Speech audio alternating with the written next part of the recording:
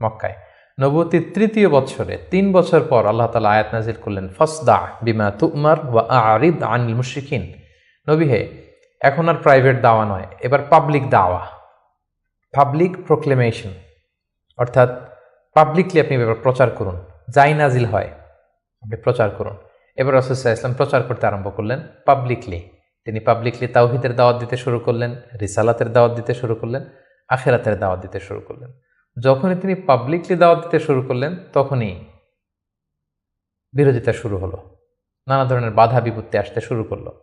তিনি পাহাড়ের চূড়ায় যেয়ে বললেন, হে মক্কাবাসী, হে আমার গোষ্ঠীর লোকেরা, আমি যদি বলি যে এই পাহাড়ের পেছনে একদল ঘোড়সাওয়ার আক্রমণ করার জন্য বসে আছে, বিশ্বাস করবে আমার কথা? সবাই বললো, হ্যাঁ অবশ্যই করব, কারণ মা জাররাবনা মিনকা ইল্লা সিদখান, আমরা জীবনে তো মুহাম্মদ তোমার কাছ থেকে কোনোদিন মিথ্যা বলতে শুনি নাই, তুমি যা বলবে তাই বিশ্বাস করব।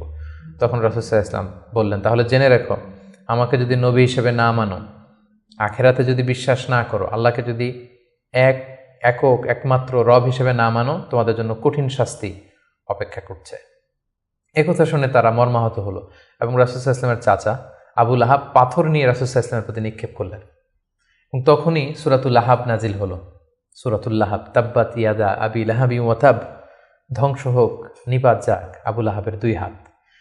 কিন্তু রাসূল সাল্লাল্লাহু আলাইহি ওয়াসাল্লাম থামলেন না, তিনি দাওয়াত দিতে লাগলেন এবং মক্কার গরিব শ্রেণীর যেই লোকেরা আছে, কর্মচারী, শ্রমজীবী, খেটে খাওয়া মানুষ, দাস, তারা রাসূল সাল্লাল্লাহু আলাইহি ওয়াসাল্লামের দাওয়াতে সাড়া দিয়ে মুসলমান হতে লাগলো, তাদের সংখ্যা বাড়তে লাগলো এবং তাদের উপর অত্যাচার আরম্ভ হয়ে গেল।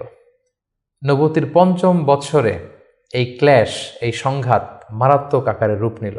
কোথাও বেলাল রাদিয়াল্লাহু তাআলা আনহুকে পিটিয়ে আহত করা হচ্ছে, কোথাও খাব্বাব রাদিয়াল্লাহু তাআলা আনহুকে, কোথাও খুবাইব রাদিয়াল্লাহু তাআলা আনহুকে, কখনো আম্মার ইবনে ইয়াসারকে, কখনো সুমাইয়া রাদিয়াল্লাহু তাআলা আনহাকে। তাদেরকে নানাভাবে নির্যাতন, অত্যাচার শুরু করা হলো এবং উপায়ন্তর না দেখে নবুয়তির ৫ম বছর রাসূল সাল্লাল্লাহু আলাইহি ওয়াসাল্লাম বললেন যে না, এভাবে অত্যাচারের মধ্য দিয়ে যাওয়া যায় না।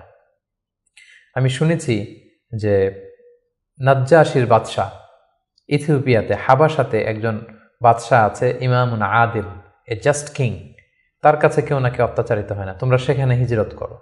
নবুয়তির ৫ম বৎসর একটা বিশাল সংখ্যক মুসলিম সাহাবী তারা আবিসিনিয়াতে হিজরত করলো এবং এই বছরই পাপিষ্ঠ আবু জাহাল বর্ষার আঘাতে ইসলামের প্রথম নারী শাহিদা সুমাইয়া রাদিয়াল্লাহু তাআলা আনহাকে তিনি শহীদ করে দিয়েছিলেন।